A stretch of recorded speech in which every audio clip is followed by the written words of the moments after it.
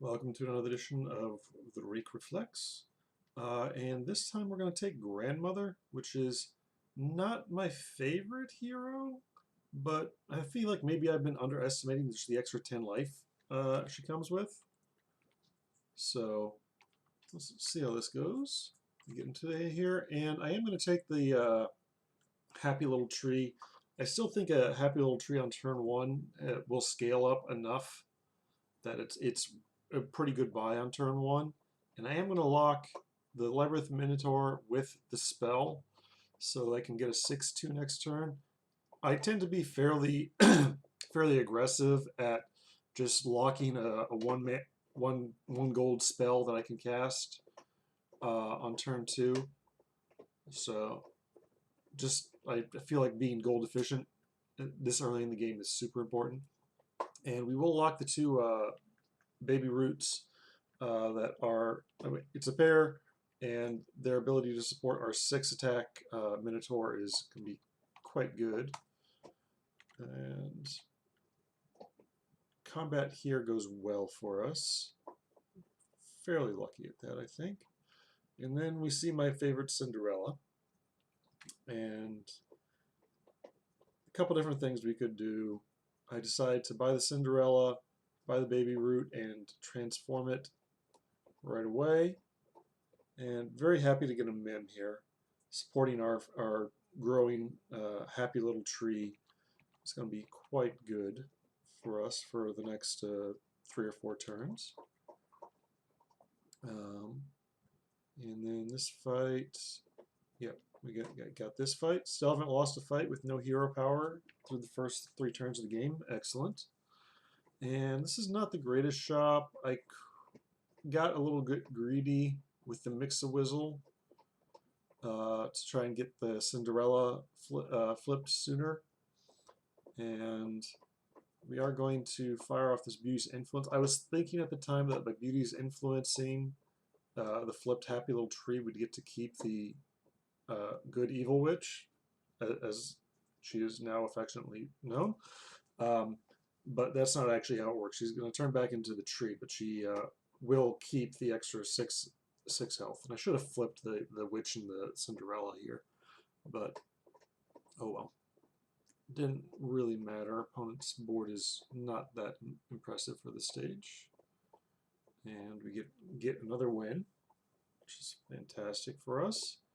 And let's see what kind of treasure we can find. Nothing too amazing. This Corrupted Heartwood has some abilities, turning at allowing the Minotaur to pump the Happy Little Tree is quite good. And I should have thought more about. No, not this time.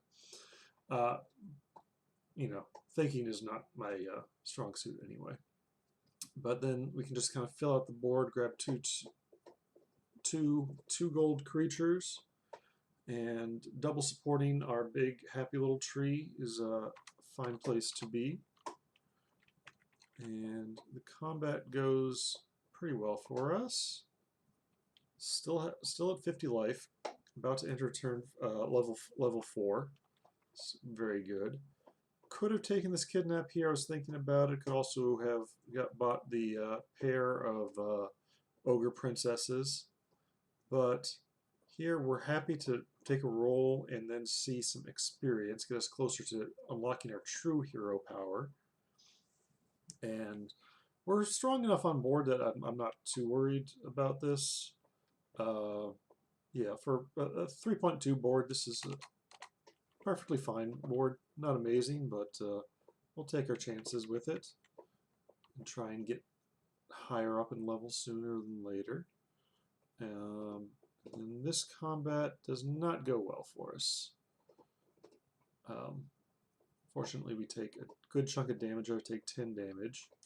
And here, this is where I should have thought about taking the Ring of Meteors with the Creeper in there. I don't think it was necessarily correct, but I should have thought about it. I do think actually just getting the Dark Contract bonus right away and being able to buy, while still being able to buy the Creeper here, is where we want to be. So again, looks like a fairly strong board for 4.0 to me. You know, the Cinderella is not really pulling her weight anymore, but it's all right. And it feels like this fight's going to go pretty well for us, except as it turns out, they just have a huge powerful back row. So we get killed there, and we're a little worried about facing those hat ball player so early. Can really scale up and do something nasty to us. So here on set, I'm going to buy the Creeper and the Time Flies, and I go ahead and cast the random spell first. Hopefully, you know, I was hoping it'd be some experience or maybe some, roll the dice to pick up the Time Flies for free, but it was not to be. So we head into the next round here, and this beauty is not too scary. It's going to be a fairly good queen back there, but nothing we can't take care of. So we take care of that, get into the next one. Obviously going to pie this monster book pair, get the bonus. Thought about casting either of those two spells there, but we don't. Take this roll, and Nian looks like a good buy to me, because our treasures could use some upgrading for sure, and buying it, you know, it just comes in as a 17-15, which is a good chunk of stats for this point in the fight. And I decided to go ahead and buy this fireball. You know, at this point in the game, you can still nab, you know, a Sporko or a Lady of the Lake, and we actually did manage to nab a the Sure Shot. And here we're also able to grab this three little pigs, and a little too fast there. And could have done a couple things. I thought about buying the scam tree there, but don't want to commit too hard into necessarily being a scam build. Though it does, the pumpkin and the big pigs works very well with our hero power once we can finally unlock it. So going in here, hopefully going to get these time flies to summon in front of the upgraded Mim. But we take a bit of damage there. It's against Pants, so one unupgraded character is not too bad. Going a little too fast there. Yeah, we get to upgrade our Creeper, which is nice. And, you know, 31 health, turning level 6 next turn. I think taking the treasure map is a little aggressive. Could have you know, Sarcophagus would be very good for us right now, but gonna try and get a little bit lucky here. And we've got the health total to manage that. Take a roll, and whoa! Is that a level 7 treasure I see in the shop? Well, yes, it is. We're not going to be passing that, that's for sure. And we go ahead and grab that, and we're going to again try and do something big, going for the world tree. By having the high health total that we have right now, it's gives us the chance to try and build something really big. And again, we're getting kind of ranched by these big back rows, ranged back rows. So need something else. But we get a ghost fight after turning level 6, turning on our hero power, getting +5 attack to for +5/+5 to everything. Take a quick tour there, and here I decided to go with the Fool's Gold, just like getting the extra gold, the extra rolls to find your Lordies and you know, good boys and pumpkins and all the stuff that really turns things up to a you know, turns things way up.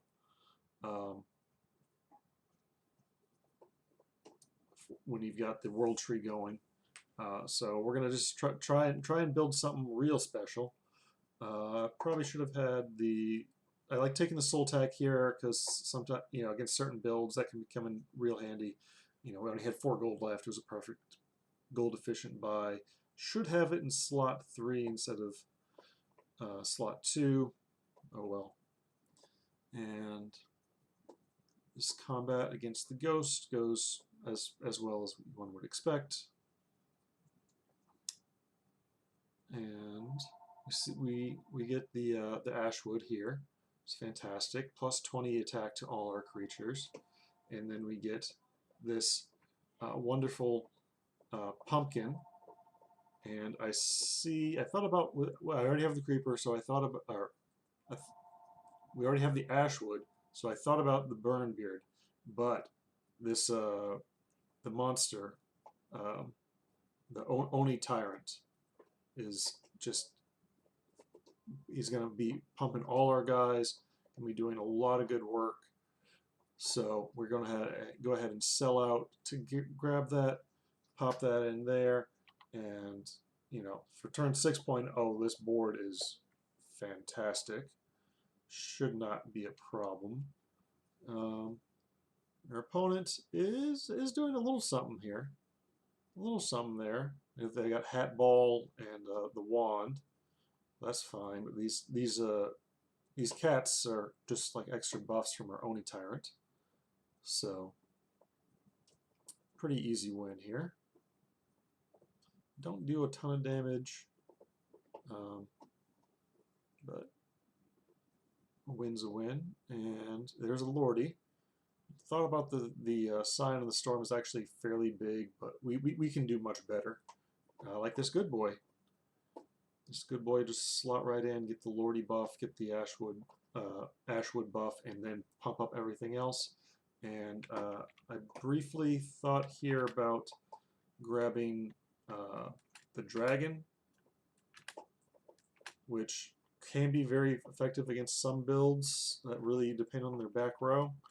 But I decided to try and roll for something else, and don't really find too much else. But this is a, you know we've got a good boy Lordy, a pumpkin, a Oni Tyrant. Like this is a, you know, we've got between the Dark Heart and our hero power, everything's got plus 6, plus 5. It's just a really strong board for this turn. I do think I should get the, I should get the Soul Tack in there to protect our back row in case they need it. But our opponent is just gone off with some really big tree builds. This is turn 6.1, and they already have all that. They got all that. We do get lucky there to be able to grab, get a Scam Slay.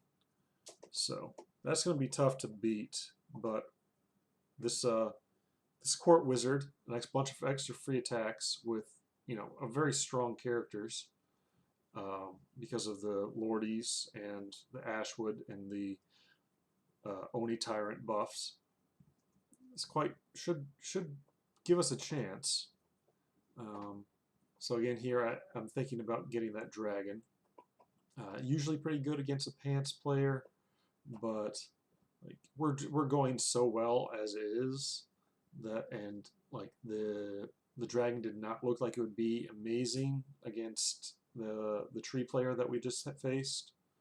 So I passed on the pumpkin the first time. Second time, where I'm not wasting a roll, I'll go ahead and take another pumpkin. Get that in, and we get into combat, and they've got their Hat Ball, but we're just mowing through them. Don't do a ton of damage, but that's all right. We get a ghost fight. Somebody else was very unhappy to see those trees that just whacked us in the previous round, and started to really look for a triple. And here we are going to buy the second Ashwood. The question is what we sell for it. And decided I was going to sell the pigs, but then I realized, oh no, that might be pretty good with the Court Wizard if we can get a bunch of extra Court Wizard attacks with that. So we just sell the Monster Book, which we're never going to bring the Monster Book back in. And question of what should be playing against, it's the Ghost, so it doesn't really matter. But It's possible the second Ashwood should play over the only Tyrant, but I was a little worried about maybe just getting some sort of scam. I don't think we had a good read on our opponent. Yeah. So this combat goes pretty swimmingly for us, as expected against them. We do have a very big Spell Weaver back there, but not a lot of toughness. We've got a lot of characters with stuff. And so now we're in the finals against that huge tree player, which is scary. See if our World Tree stuff can beat them. And I almost thought about passing the this good boy, but it's just like, do the math. It's just so many stats. It's just an absolutely insane amount of stats. And take a roll, really looking to upgrade one of these units, and finally we do. The question, against the tree player, I don't think we're going to need the Soul Tack, and we're definitely just going to get it as strong as possible right now, get this Singing Sword, put this in, and then we make I decided at the last second to put the pumpkin in slot 5, so hopefully it can attack and summon a new front row and allow the Court Wizard to get extra attacks. And these extra Court Wizard attacks are just, yeah, exactly that. Just the riding a rocket. Just tons of fun here. So those attacks alone are enough to beat our opponent. And I did cleverly position the upgraded Soul Tack in slot 7 to give it the best chance of surviving, which it does, and deals exactly lethal damage to our opponent. And I do love my SBB tracker, but this is not an accurate simulation. I think we had a higher than over 6% chance of winning that fight. I think we were actually somewhat strongly favored, probably 60-something%. You know, there are still ways it could go wrong, but everything went right. So that was a very fun game. Thanks for watching. Subscribe for more. And until next time, may all your shops be gorgeous and all your hits be surgical.